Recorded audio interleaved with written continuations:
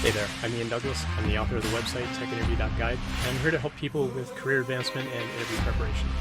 My live stream on Twitch covers topics such as company research, how to build resumes and cover letters, applying for the job, getting through interviews, and what to do during negotiations. I've coached thousands and thousands of people over the years to get jobs at the biggest tech companies in the industry, and I'm here to help you too.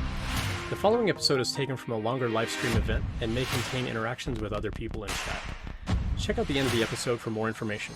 Let's get to it. So we had a question in chat. Thoughts on the summary and profile section on a resume? Is it good? Is it bad? If good, what should they contain? Any examples of good ones?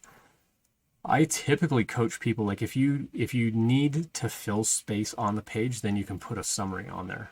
But the summary is really there to give context to the facts of what's on the resume. The resume should just be facts that that company cares about as you're applying for their job. That summary is like the first thing to go if you need more room on the page.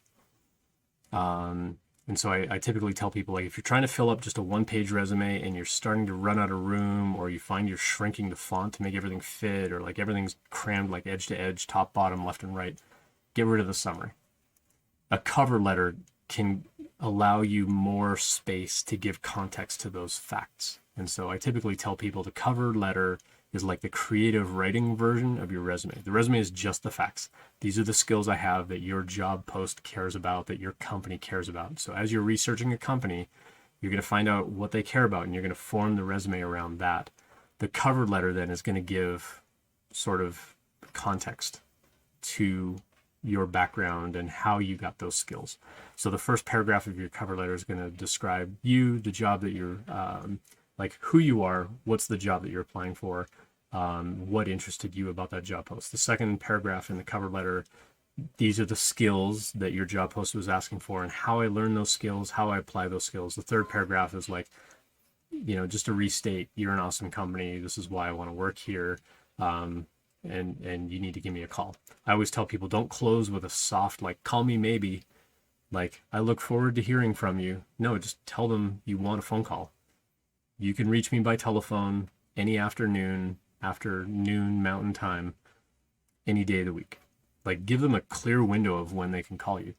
And it's a little bit of a psychological trick there. You want them to have a little bit of what we call FOMO, feeling of missing out. If you say, like, I'm available in the afternoons, then they know that you're pretty booked up, or your focus time is in the morning. But it also says, like, oh, if I don't call them in an afternoon, like, I'm going to lose out. And so it kind of activates this, oh, I should probably call them. So the cover letter can give more context to the resume than that summary. So I typically tell people, don't put the summary on the resume at all. If you don't want to write a cover letter, then they do need some kind of context for what's on the resume, in which case having the summary on the resume is a good idea. But generally speaking, I advise people, go ahead and write a cover letter anyway. Mm-hmm. Before the pandemic hit, statistics showed that only about 30% of recruiters even read a cover letter.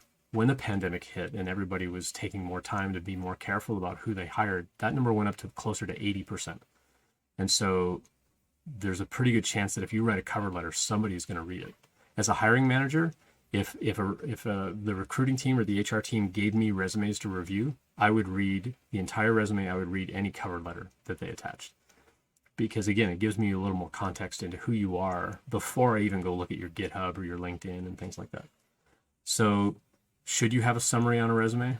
If you really don't want to write a cover letter, yes, you should put a summary on there. But if you need space on the page, get rid of the summary and write a cover letter instead. The cover letter doesn't have to be huge, just those 3 paragraphs, and they can only be like a couple sentences each if you want. Try not to fill up more than like 2/3 of the page, but it should at least be like a couple of sentences per paragraph. But following that 3-paragraph layout is something that I typically recommend. Thanks for checking that out. I hope that you found it helpful.